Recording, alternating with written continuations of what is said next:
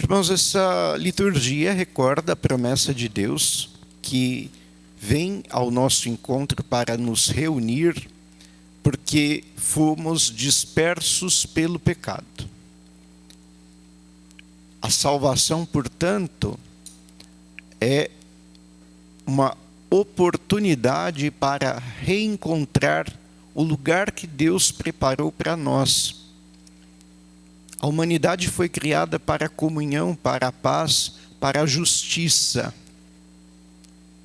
Pelo nosso pecado, nós perdemos a bondade original, a justiça e, portanto, também a paz.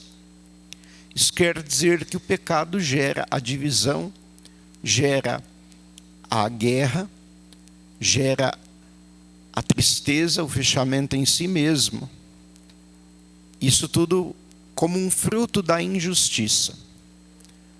Então nós temos alguns elementos importantes para meditar, que nos ajudam a compreender todo esse contexto e o chamado que é recordado na liturgia, de podermos confiar que o Senhor vem de fato ao nosso encontro, que vem nos reunir de novo. E nos reunir não é de qualquer maneira.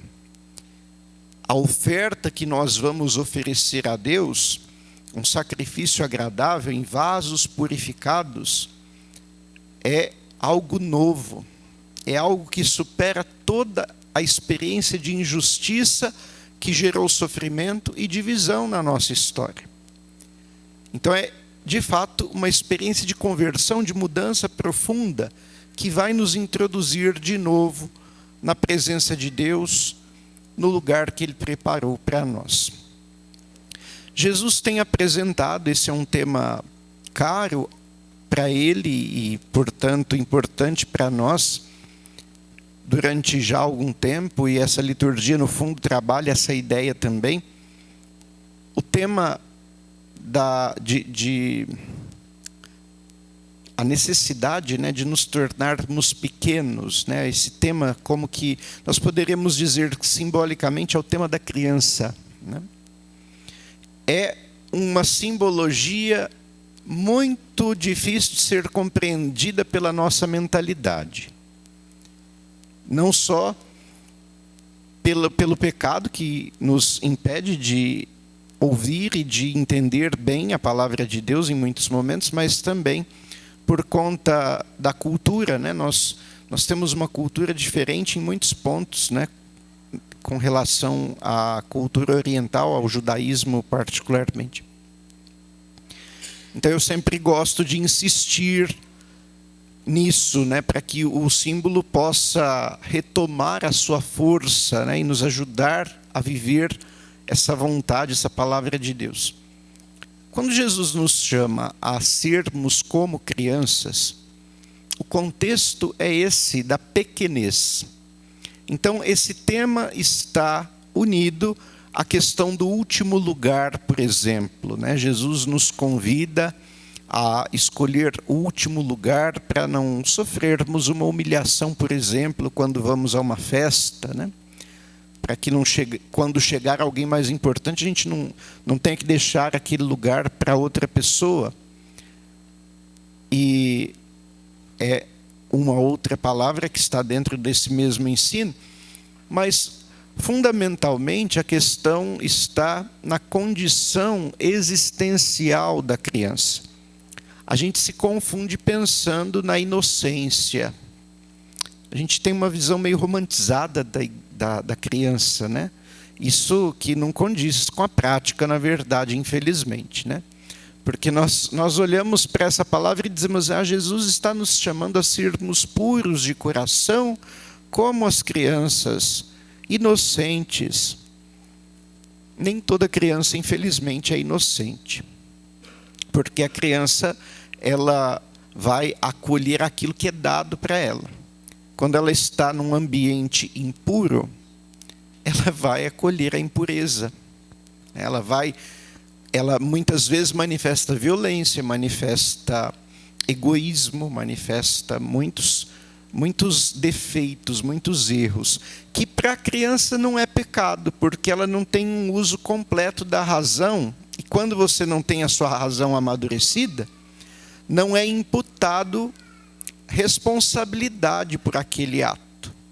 Mas não quer dizer que não seja ruim e que não gere dano, né? Gera dano, inclusive, para a criança de algumas maneiras, porque isso fica marcado na história, e nós somos prova disso, porque fomos crianças e erros da nossa infância ainda influenciam na nossa vida até hoje, não é verdade? Então, nós precisamos superar um pouco essa ideia, né? Não se trata disso. Jesus não está nos chamando. É lógico que nós temos que ser puros, que temos que ser inocentes, e as crianças devem ser cuidadas para viverem assim também, mas o símbolo não está dizendo isso. E a mentalidade judaica ela é muito concreta, né? Ela não é de muita abstração como a gente faz assim, né? Então, o que é, de fato, esse símbolo? A gente tem que olhar para a criança e pensar o que a existência dela nos diz na relação com Deus.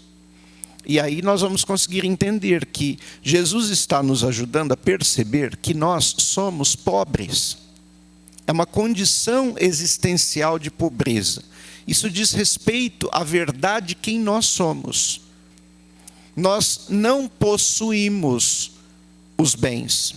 Nós achamos que somos donos das coisas, mas é uma ilusão. Como diz o ditado popular, caixão não tem gaveta, né? Quando a gente morrer, não vamos conseguir levar nada daquilo que a gente dizia que era nosso.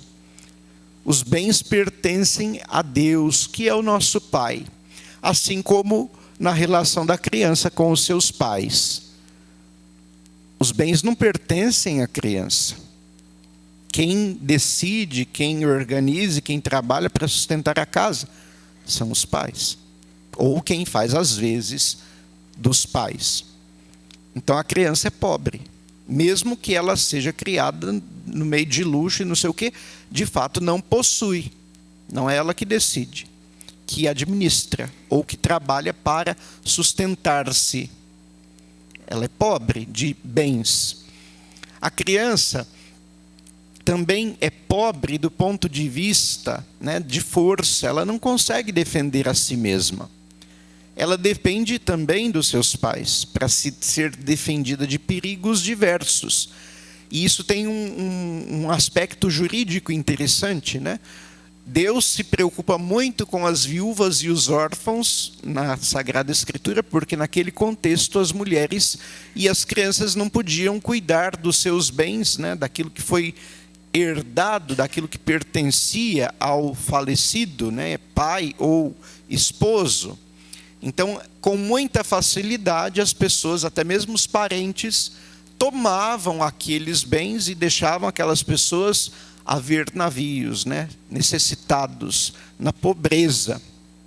Então, também não podem se defender, nem juridicamente, nem diante dos tribunais ou das assembleias, como era o caso, né? São pobres nesse sentido também. Além disso, tem uma pobreza importante, que é a da sabedoria. A criança ainda não sabe.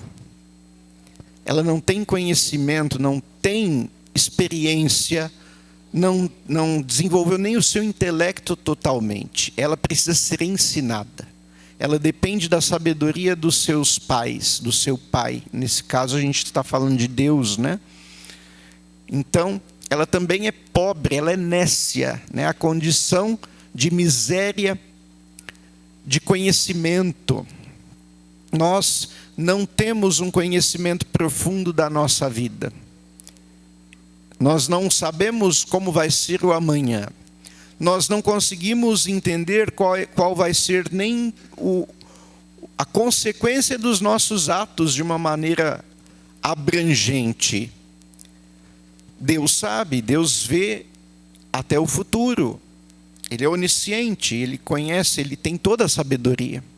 Então nós também somos pobres de conhecimento, de sabedoria, para conduzirmos bem o nosso caminho. Necessitamos desse Pai também neste sentido. Então ser pequeno é ser pobre, é ser como uma criança, é reconhecer-se dependente deste Pai em tudo, mas com confiança, sabendo que Ele não abandona, que Ele vai providenciar o sustento, a defesa, a sabedoria, a luz para guiar os passos. E isso então supõe, no fundo, uma disponibilidade à vontade do Pai, uma docilidade para deixar-se ser conduzido. Entenderam então qual é o símbolo aí da criança? E aí nós entramos nesse contexto na meditação de hoje, porque somos lembrados de que o caminho é estreito, a porta é estreita. Hoje fala da porta, né? E em outros momentos isso aparece com exemplos mais simbólicos, né? Mais fácil entrar um camelo no buraco de uma agulha do que um rico entrar no reino dos céus. É o mesmo contexto. Mas quem é esse rico? Aí nós temos que lembrar da história da criança para entender o que quer dizer essa palavra. Quem é apegado às coisas, quem acha que sabe muito, que é muito inteligente, que é capaz de decidir e de conduzir as coisas mais do que os outros. Quem acha que pode se defender de qualquer situação. Os orgulhosos, os que são sovinas, que são avarentos, que não são capazes de partilhar aquilo que está ali no seu celeiro, né, na sua despensa, no seu bolso, que não entendem que tudo pertence ao Pai, que não vivem a pobreza, mas vivem como se possuíssem todas as coisas. Essas pessoas são grandes, tornam-se grandes pelo pecado, não podem passar pela porta estreita porque são grandes, porque se acham superiores. Então é impossível que eles passem pela porta estreita. É mais fácil que um camelo passe pelo buraco de uma agulha do que um orgulhoso, um soberbo, um avarento,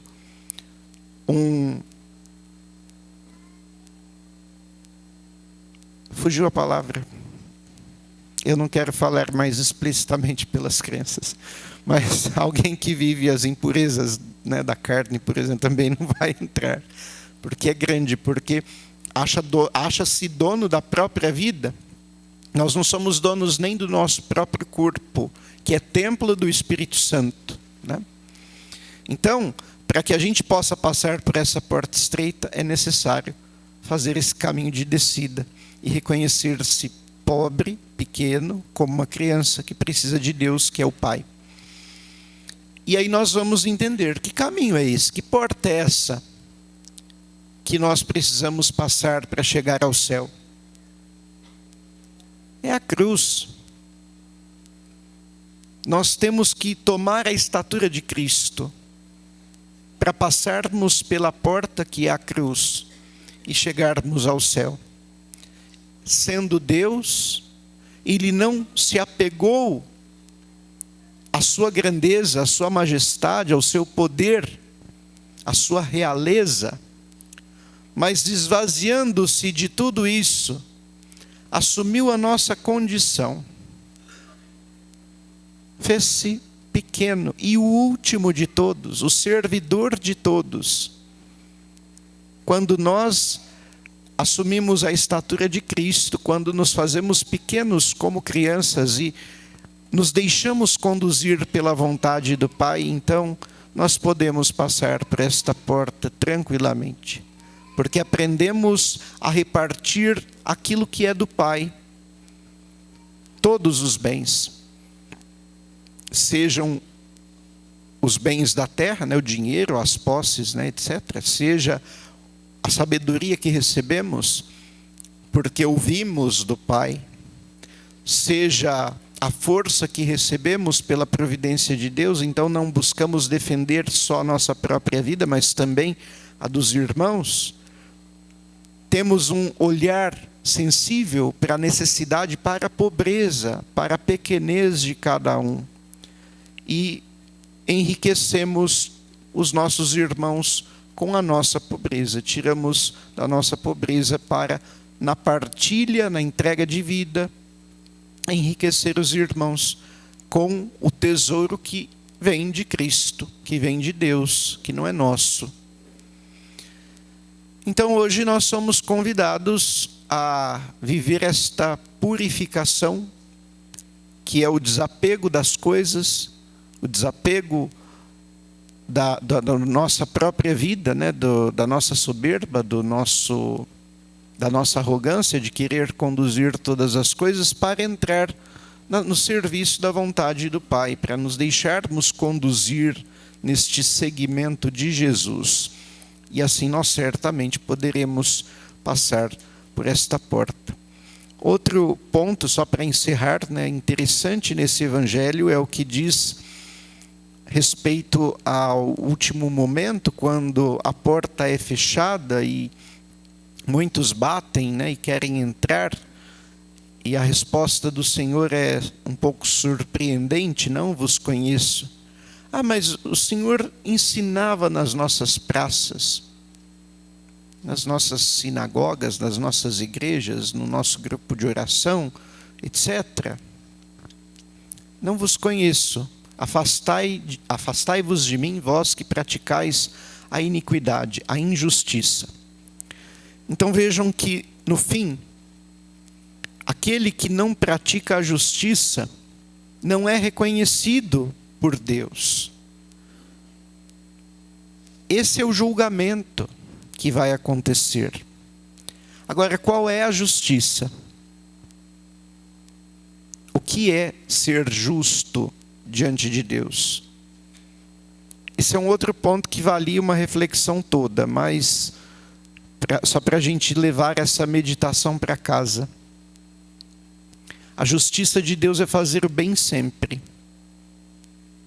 A nossa justiça do mundo não é igual à de Deus. A gente faz justiça com balança. A gente mede as coisas. A gente retribui ao outro o bem só quando ele faz o bem por nós, e olhe lá. A justiça de Deus não é assim. Deus faz bem, manda o sol sobre bons e maus, a chuva sobre justos e injustos. Faz o bem sempre. Quem pratica a justiça? Quem faz o bem sempre. Sem olhar a quem, como a gente diz.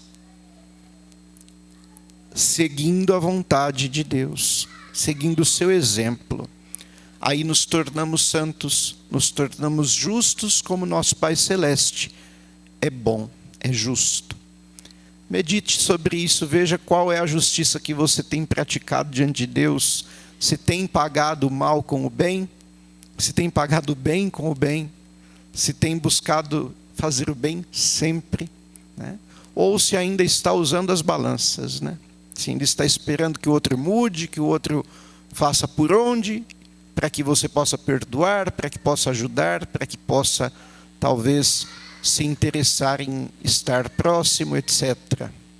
Então, que o Senhor nos ajude a estar, de fato, abertos a essa palavra, a vivermos nossa conversão neste dia, a estarmos unidos ao Senhor.